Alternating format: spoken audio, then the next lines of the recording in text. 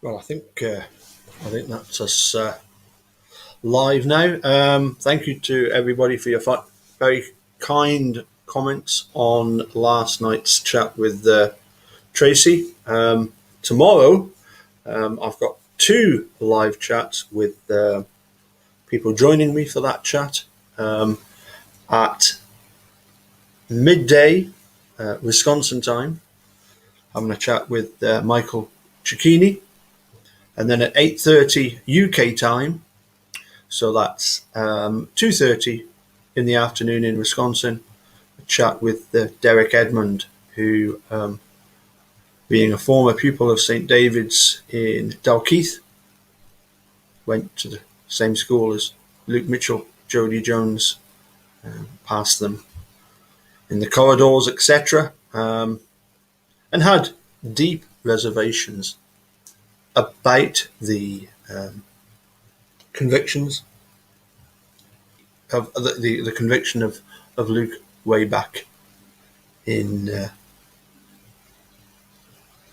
2005. Hi Jennifer. I'm just checking to make sure everything's working fine here. So, hi Jennifer. Hi Sean. Oh, hi Sean. Yes, nice to see you. So as I said, I've got some really nice comments about the chat yesterday with Tracy, and somebody mentioned about the emails. Well, Tracy mentioned the emails, and then a lot of people were sort of saying, "Well, what are these emails? What's in them? What's the significance, etc., etc." I don't know that they're terribly significant in the sense that they're not like discovering that the bones have been handed back, or discovering that the bullet item FL has wood embedded in it, or that the hood latch DNA was actually a groin swab that was swapped by Mark Wiegert. But of course, we are just a day after the anniversary, if you like, of Ken Kratz's famous press conference. So where to start with this? Let's have a look at some of these emails that people have been getting, I would say, quite excited about, or annoyed, I suppose, seeing as what was being written behind the scenes by some of the bad actors and some of the people that are quite happy to support some of the bad actors.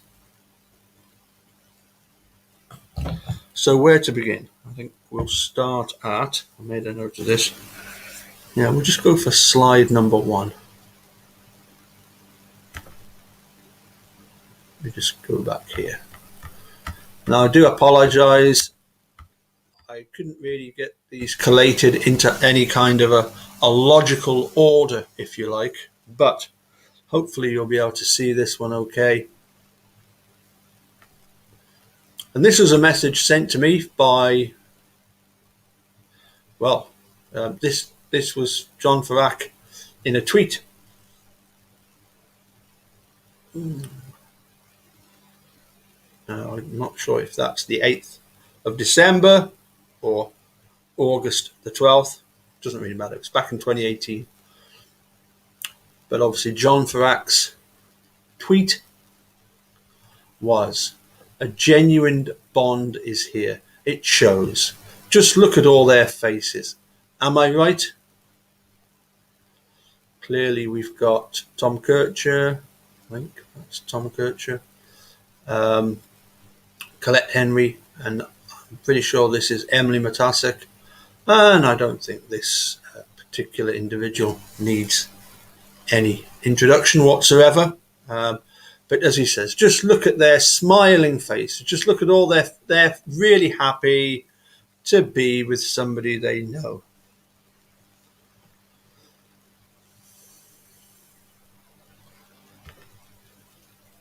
It's really bizarre. One of the things that Kratz said to me way back when we were exchanging messages was John Farrack. He's not a real reporter. Huh. Oh, okay. Yeah, let's go on to number 50, I think. Maybe number 17 first. Yeah, here we go.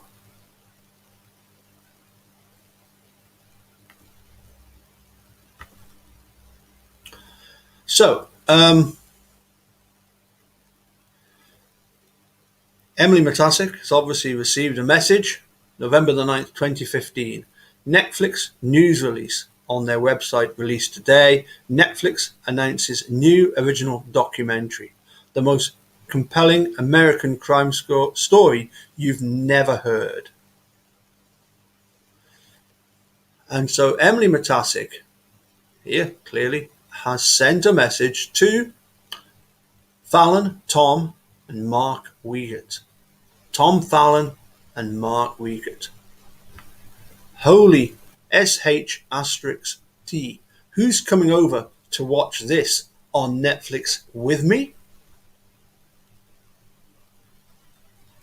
Let's go back to number 15, which is, I think, the same one, but it just gives a bit more here at the bottom here, so we'll just show you that.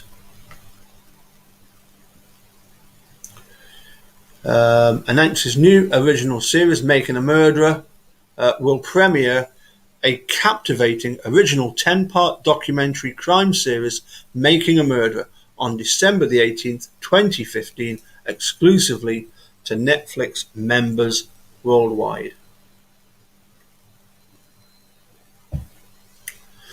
Okay, let's go back to number 2.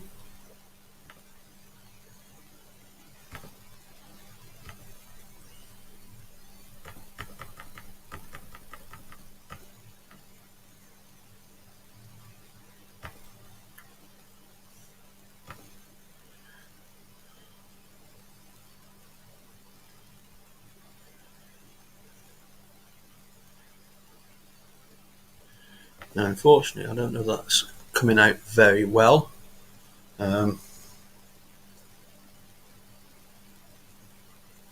Okay, so we've got a message from Tom Wiegert. Mark Wiegert. Let's see if I can just bring that up, because I'm struggling to see that. It's trouble when you try and reproduce these up on the screen there.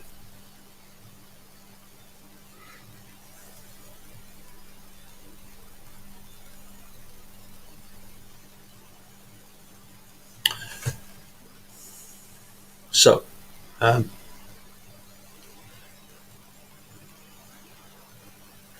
Emily Matasik put, I'm just in shock that they got a deal. Mark Wiegert wrote about this watch party. I agree with Tom. There's not enough alcohol in the world to make me watch that show. Those two were slanted from the get-go and didn't care about the truth, as we all know. I, for one, will not be watching, but on the bright side, thanks for letting me know. Tom Fallon put, if you insist, I might have to reconsider.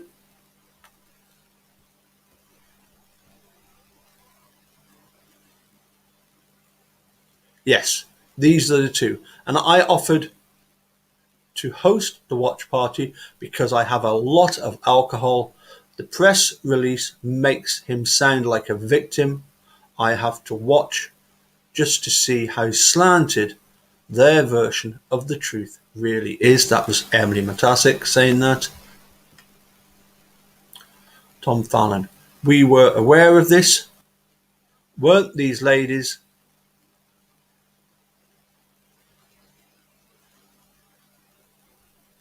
running the show during the trial, and that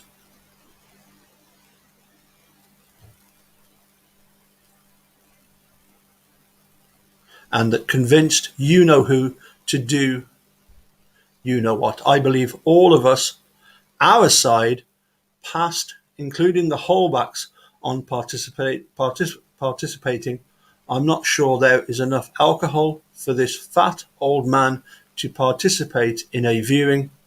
It would be unhealthy. I say I do apologise. When you're trying to reproduce these pictures, they're not always coming out quite as well as I would have liked. I did suspect there would be issues.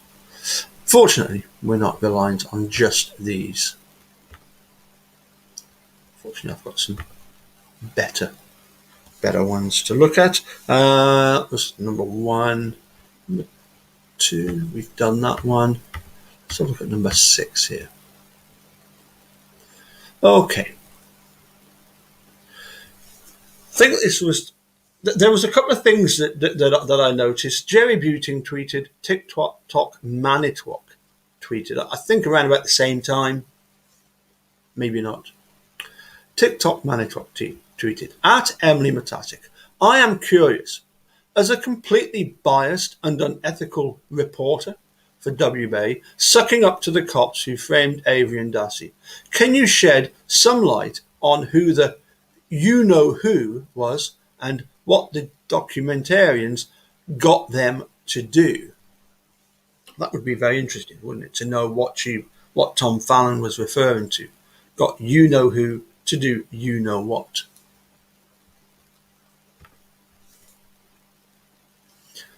Go to this, go back to 5, I think, yes. Yes. Of course, I've had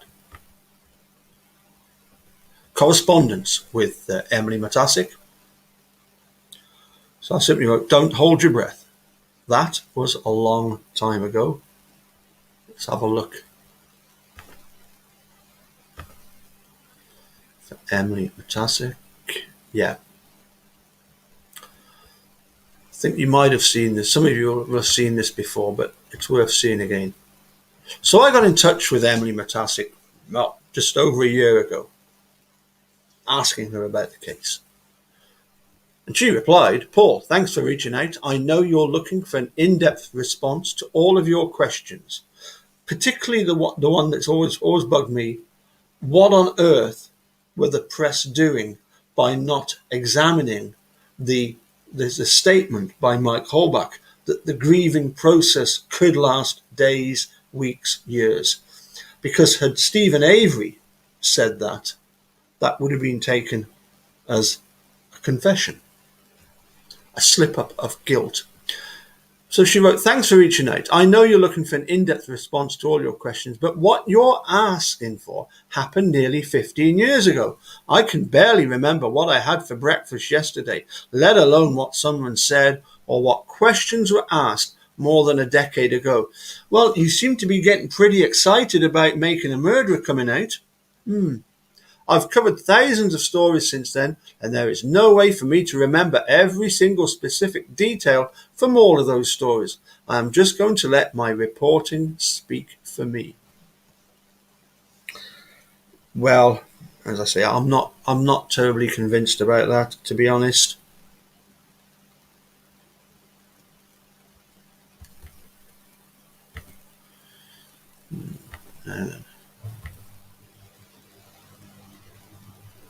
Have we looked at number 6 there? Yes. So that was number 5.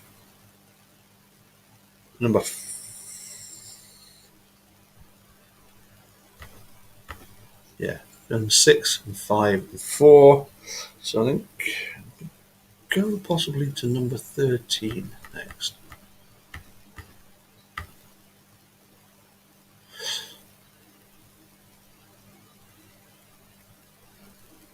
You've obviously gone through Making a Murderer with a fine-tooth comb, and I'm sure you can find all of my stories from the time period as well. Hopefully those stories will help to answer some of your questions. Well, we're finding out such a lot about you, Emily, you know? We are really finding out about where the ethical journalism stops. That was the email I was on about yesterday, about me saying we get to pass on best wishes for retirement to Andy Colburn. Don't think we need to look at that. difficult to see. There again is that email, Emily Matasic inviting Wiegert and Fallon over to a watch party to drink plenty of alcohol.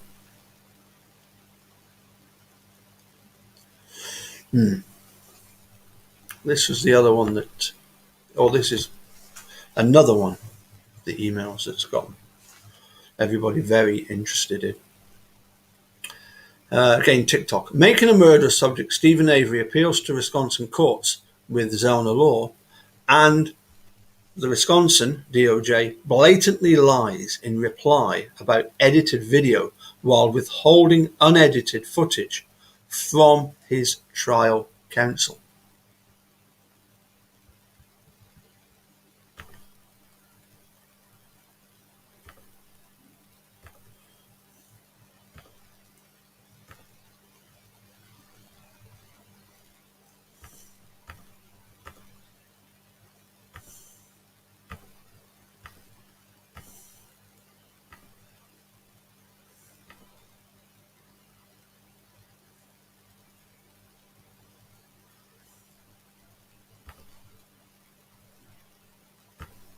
So what have we got here? So this is Tom Fassbender to Norman Garn and Mark Wiegert. Yeah, this is the famous one. She's beginning to piss me off. I guess we need to get that 8mm tape to work. I will be in Chilton during the day on Friday. So Mark, can you and Amanda get that 8mm tape to play? We must be sure before we start litigating as access to post-conviction. Attorney, thanks, Tom.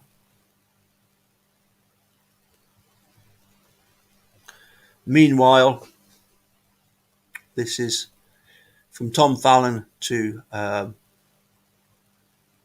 Kathleen Zellner and Carbon Norm Gowan. This sounds like ships passing on the night. In the night, I have talked to the evidence technician. What you have is what I have. I was left with the impression from our phone call that you had an edited version.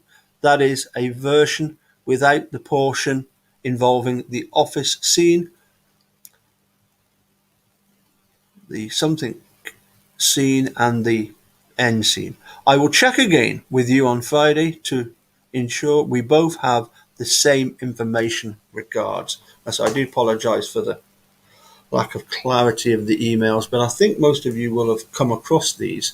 Certainly they're available on TikTok Manitowoc. And go to the Reddit post there. Maybe I should have used them. Maybe I should have just pulled them up. They would have maybe been easier to read. Anyway.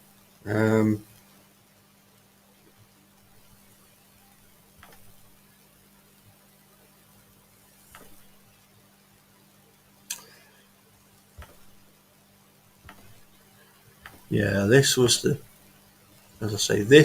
bit that annoyed TikTok when it came to that bit. Let's just bring that back up again. Yeah. Blatantly lies in reply about edited video while withholding unedited footage from his trial counsel. And if we go back to that one photograph there. Yeah, there we go. And this is what obviously the Wisconsin DOJ wrote in one of their responses.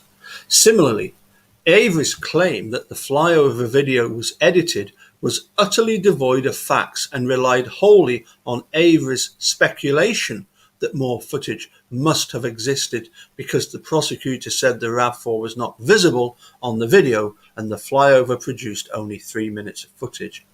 And Avery has again failed to show that his motion was sufficiently pled either as a claim against post-conviction counsel or on his Brady claim, and simply re-argued the Brady claim, but still provided nothing more than his unsupported speculation that the video was edited.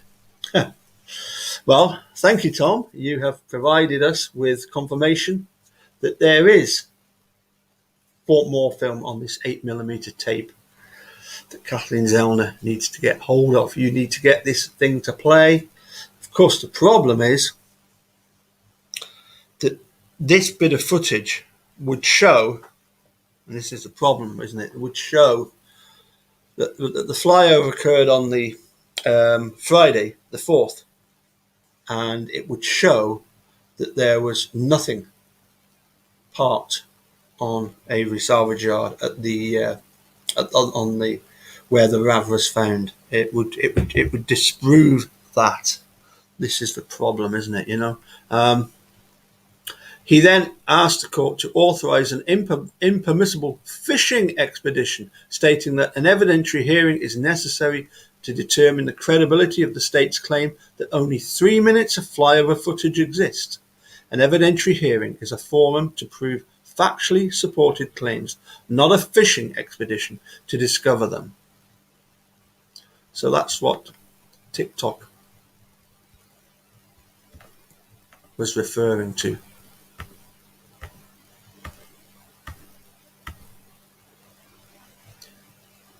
About the Wisconsin DOJ Assistant Attorney General Fallon blatantly lying and withholding the unedited footage.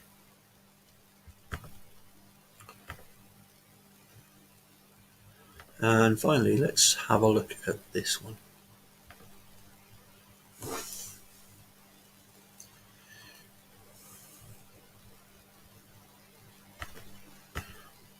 There's another one that should go first.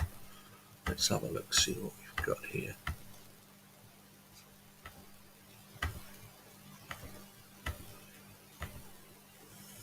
Oh, well, yeah, there's, again, the same from Jerry Buting, the Wisconsin Court of Appeal brief. Avery's claim that the flyover video was edited was utterly devoid of facts. And yet in 2017, Fallon, what you have is what I have. 41 minutes later, Fallon emails gone. So, Fallon emails gone. She's beginning to piss me off. I guess we need to look to get that 8mm to work. Wow.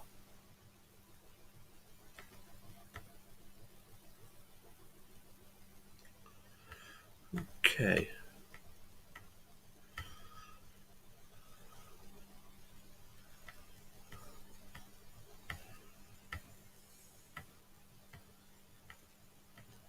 Now, the one I seem to have missing. Oh, no, here we go. Yeah. Jerry Buting. One of the other emails that they came across was, thanks for the endorsement, Lieutenant Andrew Coleman. Stephen Avery was represented by two of the finest defense lawyers in the state of Wisconsin. Ah, shucks, never knew you felt that way. Can I quote you on my book cover? Do you have your own copy, or did you borrow Remica's? Because there was a, and I've not got that, have I? I know I've not done that. Got that whole, but there was an Amazon receipt to show that Dave Remica had bought Jerry's book. No, too many emails flying back and forth. Trying to keep track of them all. Now, where are we? We're nearly done. Oh, don't we? Here we go. Yes, here's the message from Andy Colburn.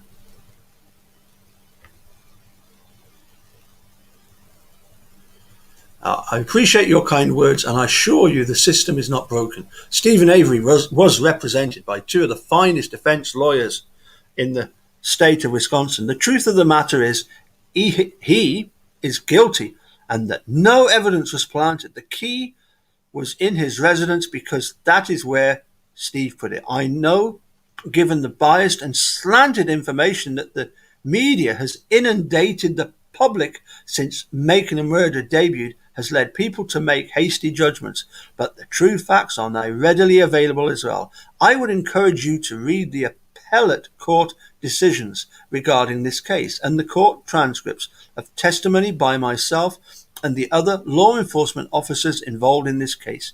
You are certainly entitled to your opinion, but it troubles me when the public's confidence in the justice system is eroded, and it pains me even more that the Halbach family continues to have to relive this nightmare. As I said, you are certainly entitled to your own opinion, but please review all the information and facts that are available so you can form an open-minded, educated one. Also, again, I thank you for your very kind words, and may God bless you as well. Okay, so that wasn't one that I sent in, but I only ever sent messages to Mr. Herman. But anyway, there's an interesting one. So yeah, Jerry. Okay, making a note. How do you personalize a book inscription for a cop who helped convict your innocent client, then buys your book? Because Skiffy Mofo had suggested on the fact that Remica had bought the book. Very nice. Maybe you can sign the book. Okay. I think that's just done everything.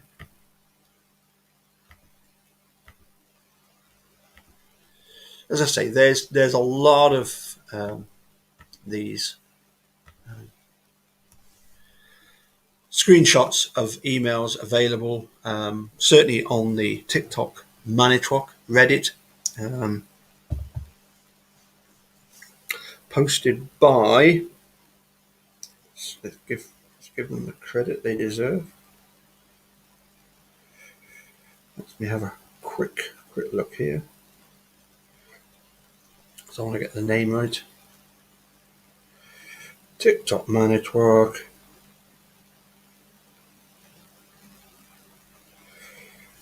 Yeah, it's a post. There's a post by a person called, get this right, Beat You at Your Own Game, and it's entitled Tonight on WBay Action 2 News. Local reporter Emily Matasic chastises a documentary prior to its release, with state prosecutor invites him to a watch party, all the while not knowing the invitee was part of a team that hid human remains from a jury.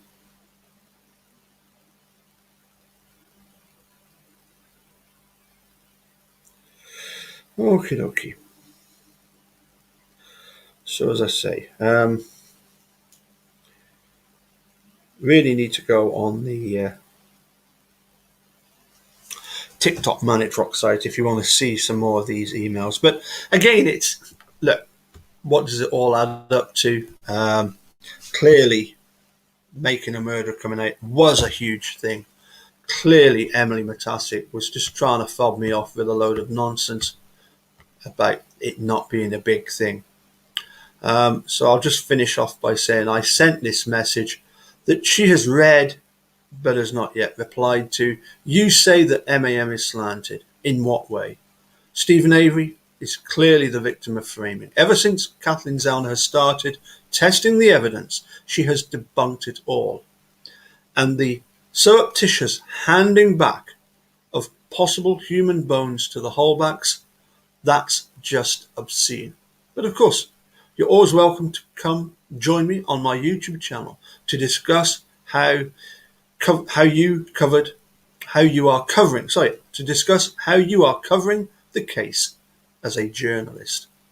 I've sent her a way of getting in touch, but so far nothing from Emily. I don't know. I'm maybe being optimistic in thinking that she would anyway.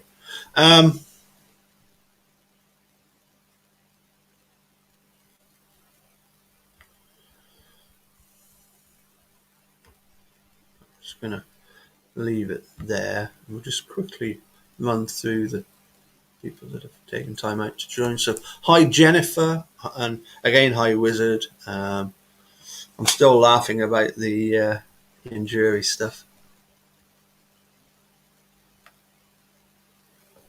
Was Ken Kratz ever a real prosecutor? I've actually done a bit of research on the, thanks to the Convoluted Brian website, and there was speculation. Like everybody in Calumet knew about his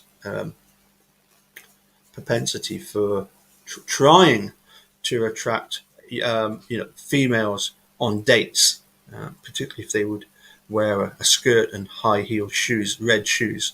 And his reputation preceded him. Even before he arrived at Calumet County, apparently he was known for his deviancy. And just, sort of all around, just being a right perv.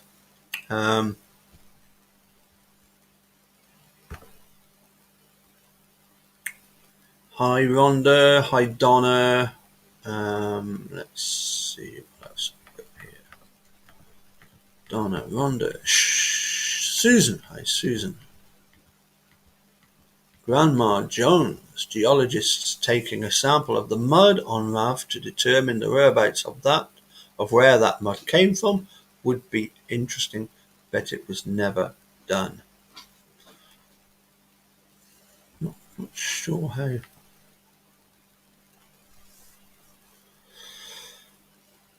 That was actually you raise an interesting point. The point being that, of course, that they never investigated anything that would have led or had the possibility of leading away from what they wanted, that they wanted the story to be.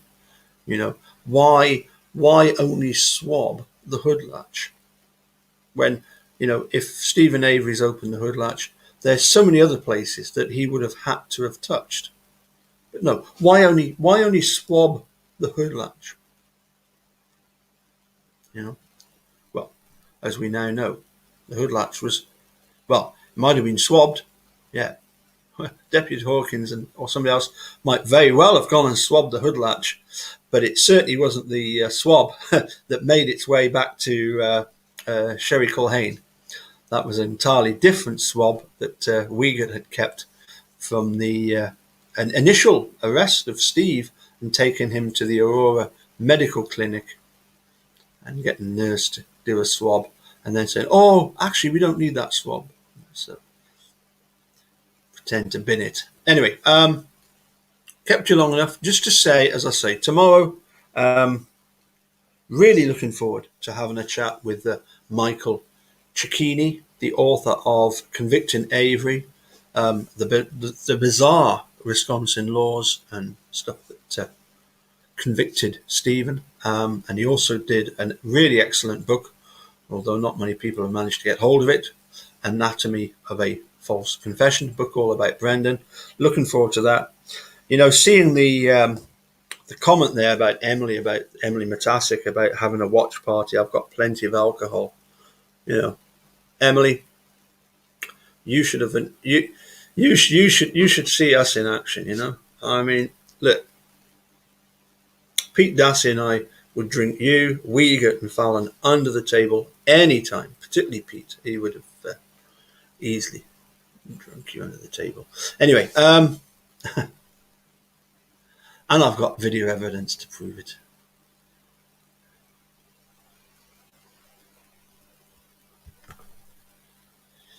Yeah.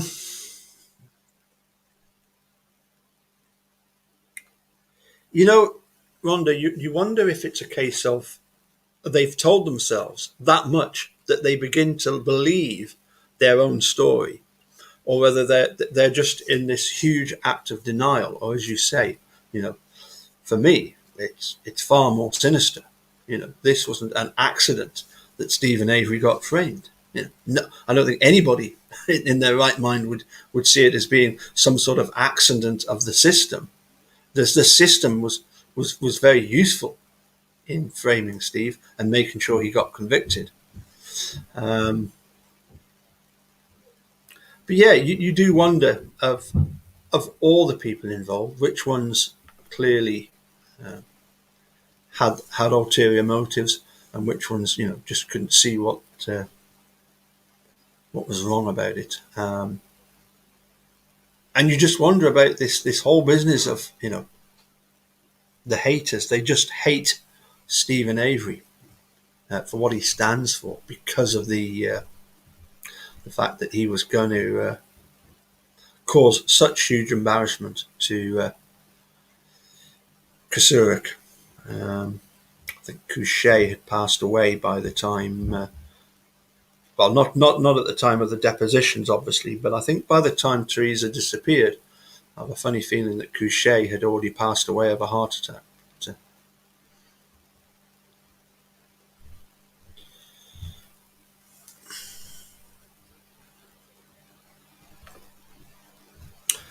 Yes, I think one only has to consider Occam's razor, that, the simplest solution. I mean, why would Stephen Avery want to murder Teresa Holbach? It's and as Andrew Whitehead pointed out, if you're set to receive millions and millions of dollars, and you really are this weird sicko, like Kratz, who had his own room for the porno videos.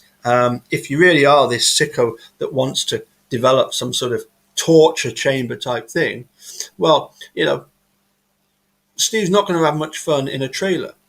Wait till he's a millionaire, multi-millionaire, and he's got a huge house, and it's going to be a lot easier for him to do than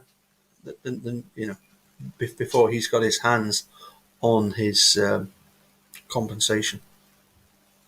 And hi, Anna. Nice to see you here, Anna. Hi.